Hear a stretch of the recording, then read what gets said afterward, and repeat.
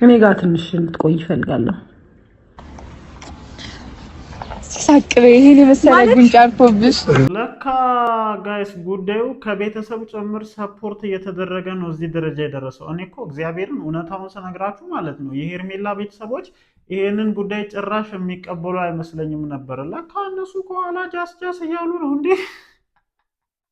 የምሬን ነው። በጣም ነው የገረመኝና ማለት ነው የምር እኔ አሁን እንደ አንድ ቤተሰብ የሰው ትዳር ውስጥ ገብታ እንደዚህ የራሷን ህይወት ለማስተካከል የምትሞክር እህት ካለችኝ በፍጹም ያችን እህቴን እኔ ለዚህ ነገር ሰፖርት ላደርጋት አልችልም እና እስከዛሬ ድረስ ሚዲያው ላይ መጥቶ ስላላየኋቸው ይህንን ነገር የሚቃረኑ ነበር እየመሰለኝ የነበረው። ትላንትና ወንድሟ መጣ፣ ዛሬ እህቷ መጣች።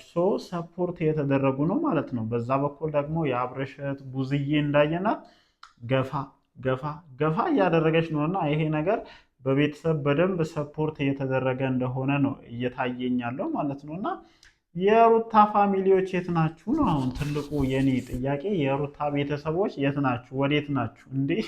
ኧረ እህታችንን ጭራሽ እኔ የሩታ ጋር የሚመጡ ሰዎች እንዳሉ እኔ በጣም ነው የሚገርሙኝ እግዚአብሔርን።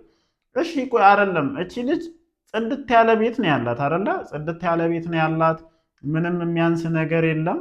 ለምንድን ነው አሁን ወጥታ አንቺ ጋር የምትሄደው? እኔ በጣም ግራ የሚገባኝ ነገር ማለት ነው አሁን ለሩታ ማሰብ ይሄ ነው? ለሩታ ስሜት መጨነቅ ይሄ ነው? ነይና እኔ ቤት ምናምን ባለፈው ወስደሽ እኮ ምን እንዳደረግሻት በደንብ እናውቃለን። እኔ ሩታ አሁንም ልልሽ የምችለው ነገር ቢኖር ቅድም ካልኩት ጋር ተመሳሳይ ነው። በቃ ከራስሽና ከራስሽ ጋር ሁኚ፣ ውሳኔዎችሽን ለራስሽ ስጪ። እመኝኝ የተሳሳተ ውሳኔ እንኳን ብትወስኝ አትጸጸችም። እግዚአብሔርን እኔ ራሴ አመኝበት ራሴ ፈልጌ የወሰንኩት ውሳኔ አይቆጨኝም። በቃ ምክንያቱም ኃላፊነት ወስጄ ለዛ ነገር ልክ ነኝ ብዬ አምኜ ነው የማደርገው። ስህተት ከሆንኩኝ ስህተቴን አምኜ ይቀበላለሁኝ፣ ልክ ከሆንኩኝም ደግሞ ለራሴ ክሬዲት እሰጣለሁኝ። እና ሁል ጊዜ መጥተው የራሳቸውን ፍላጎትና የራሳቸውን ሀሳብ አንቺ ላይ እንዲያንጸባርቁ አልፈልግም እግዚአብሔርን። ምክንያቱም ኮንተንት ነው መጥቶኛ አንቺ ወደዛ ብሄድሽ ቁጥር ማለት ነው። እና ሰፖርት እየተደረጉ እንደሆነ ነው መመልከት የቻልኩት ጋይስ።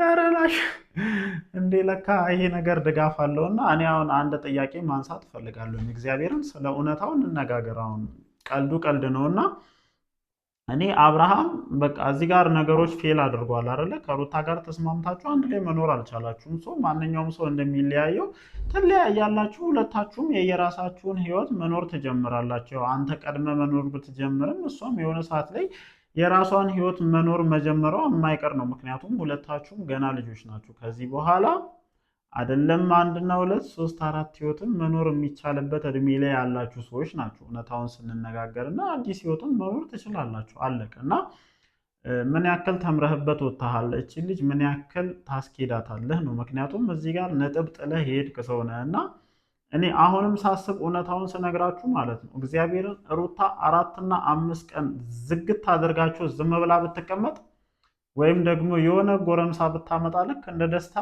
ጀለስ እየተከተለ መምጣቱ የማይቀር ነው። የዛኔ ምን ልትሆኚ ነው? አሁን ትልቁ ጥያቄ እግዚአብሔርን እስኪ ፈትኙ በእንደዚህ አይነት መንገድ እስኪ እንየው። ሩታ ራሱ ይህንን ነገር አድርጊ። አሁን ቃል ገብቷል፣ በወሬ አይደለም በተግባር ነው ምናምን ብሎ ሸብረብ አድርጓል። እንግዲህ እህቷ ፊት ማለት ነው። እና እመኑኝ 3 ቀን አይቆይም አብርሃም። በቃ እኔ ትንቢተ ኤቢ በሉኝ 3 ቀን አይቆይም ሩታ ጋር ተመልሶ ይመጣል። ምን አለ በሉኝ። ስለምናውቀው ነው። ምንም አዲስ ነገር የለውም እኮ ደጋግሞ ሲያደርገው የነበረው ነገር ነው። እኔ ለሄርሜላ ስሜት ይሄ ልጅ አይጨነቅም። በቃ ሄርሜላ እንደምን እንደሚያየት ራሱ አላውቅም። ምናልባት አሁን ላይ ታርሞ ሊሆን ይችላል። ምናልባት አሁን ላይ እሷን መረር አድርጋበት እንደበፊቱ ምንም አድርጎ ሲመጣ እየተቀበለችው ስላልሆነ ነገሮችን ሊያስተካከል ሊችል ይሆናል። አላውቅም ግን ወደ ሩታ ተመልሶ ላይመጣ የሚችልበት ምንም አይነት ምክንያት ይኖራል ብዬ አላስብም። እኔ በጣም በቃ አብርሃምም ጋር ሩታም ጋር የሚያቸውን ነገሮች ላንሳላችሁ። እግዚአብሔርን የሆነ ህልም ያለ ግልፍተኝነት አለ። በቃ አልወድቅም። በቃ እኔ አንድ ነገር ልንገራችሁ። በነገራችን ላይ እንቅፋት መጥቶን እንወድቃለን ወይ የሆነ ነገር አዳልጦን እንወድቃለን አይደለ? ወድቀን ከምንጎዳው ስሜት በላይ ምን እንደሚያስጨንቀን ታውቃላችሁ? አልወደቅኩም በቃ አልወደኩም ብለን እንትን የሆነ ለመጋጋጥ የምናደርገው ጥረት ይባስ ትልቅ የሆነ ጉዳትን ነው የሚያስከትለው። እግዚአብሔርን በቃ ሰው ስወድቅ እንዲያየኝ ብለን የምንጨነቀው ማለት ነው። ከመውደቃችን በላይ የሚያሳስበን ሰዎች የሚስቁብን ነገር፣ አልወደቅንም ብለን በቃ የሆነ ላለመውደቅ የምንጣጣረው ጥረት በጣም ይጎዳናል። በነገራችን ላይ እውነታው ይሄ ነው። እግዚአብሔርን አልወደቅንም ብለን በቃ የሰው ልጅ ሰውነን እኮ እዚህ ምድር ላይ ስንመጣ በጣም ብዙ ነገሮችን ተጋፍጠን ለመኖር ነው የምንመጣው እና በጣም ብዙ መከራ በጣም ብዙ ደስታም ያለበት ምድር ላይ ነው የምንኖረው እና አንዳንድ ጊዜ እጅ የምንሰጥባቸው አጋጣሚዎች አሉ እና እጅ መስጠት መሸነፍ አይደለም።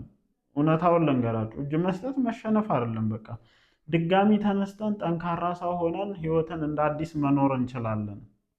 እናንተ ደግሞ ገና ልጆች ናችሁ። በተለይ ለሩታ ነው ይሄ መልእክቴና እኔ ጠንካራ ነኝ፣ እኔ አልተሸነፍኩም ምናምን አይነት ነገሮችን ተይና ራስሽን ከዚህ ነገር አረቀሽ በቂ ረፍት ወስደሽ እንዳላችሁትም ማለት ነው። እኔ ምን ልትሆን ነው አሁን? እስኪ አንቺ ቤት የምትሄደው ማለት ነው። ልጅ እግዚአብሔር ምንድን ነው ያነሳት ነገር እዚህ ቤት ውስጥ? በቃ አለቀ። ጀለስ ወጥቶ ሄዷል እኮ እዛ ጋር የራሱን ህይወት መስርቼ ምናምን እኖራለሁ ነው እያለ ያለው። እንግዲህ አናቅም፣ ስንቀን ሊቀመጥ እንደሚችል አናቅም፣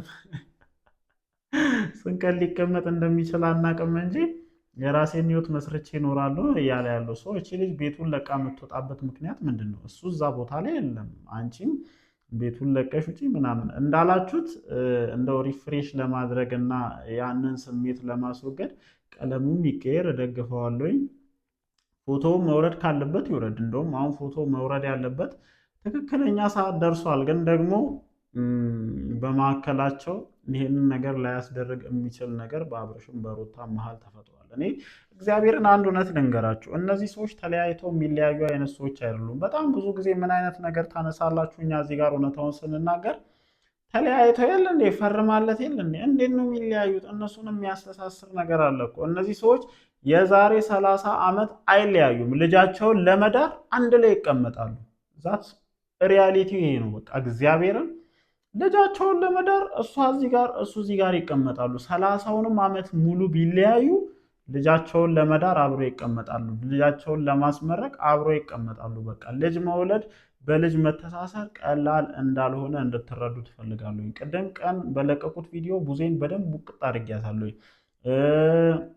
ትላንትናም እንደዛው ውቅጥ አድርጊያታለሁኝ እና ይህንን ነገር ነው እያልኩ ያለሁት። እነዚህ ሰዎች ተለያይተው የሚለያዩ አይነት ሰዎች አይደሉም። ሄርሜላም ቢሆን ምናልባት ቀንቶች ከአብርሽ ጋር የተሳካ ህይወትን ልትኖሪ ትችላለች። ግን ደግሞ ይሄንን ነገር ከግንዛቤ እያስገባሽ ተንቀሳቀሽ። በቃ መሆን ባለበትና ስርዓቱን በጠበቀ መንገድ አብርሃምና ሩታ ከዚህ በኋላም ይገናኛሉ። ምናልባት ቢለያዩም ነው። እኔ መለያየታቸውን አላምንም፣ አልቀበለውም። እኔ እስካሁን ድረስ አልተቀበልኩም።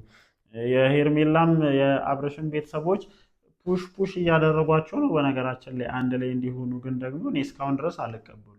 ዞሮ ዞሮ አብርሃም የሄርሜላ ነው የሚለውን ነገር እቀበላለሁ። እኔ ሁሌም ኤ ኤንድ አር ነኝ ጋይስ። ኤ ኤንድ አሮች የታላችሁ? ምክንያቱም ቀን ራሱ ቪዲዮ ስለቅ በጣም የቤቴ ኮመንት በኤ ኤንድ ኤች ተጥለቅልቆ ስላየሁት ነው። እና ዛሬም እነሱ ቪዲዮ ሲለቁ ኤ ኤንድ ኤች ወደፊት እየተባለ ነው። እና ለማንኛውም እኔ አብርሽና ሩታ ይለያያሉ ብዬ ከማያስቡት ወገኖች ነኝ እና የኔ ወገን የሆናችሁ እንግዲህ ይሄ እንዳርን ኮመንት ሴክሽን በእናታችሁ እንዴ ቆየው እኮ እግዚአብሔርን ይሄ እንዳር ብሎ የሚጽፍ ጠፋው እኮ። ለማንኛውም ጋይስ ያው የተለቀቁትን ቪዲዮዎች እናንተም ማየታችኋል ብዬ አስባለሁኝ። መስጠት ያለብንን ሀሳብ አስተያየታችንን በዛሬው ቪዲዮ ዙሪያ እንደተለመደው ሰጥተናል። እናንተስ ምን ትላላችሁ? እንደተለመደው ሀሳባችሁን ኮመንት ሴክሽን ላይ አስፍሩልኝ። እወዳችኋለሁ። ነገ በምንሰማችሁ አዳዲስ መረጃዎች ድጋሚ ደግሞ ተመልሰን እንገናኛለን። ይመቻችሁ።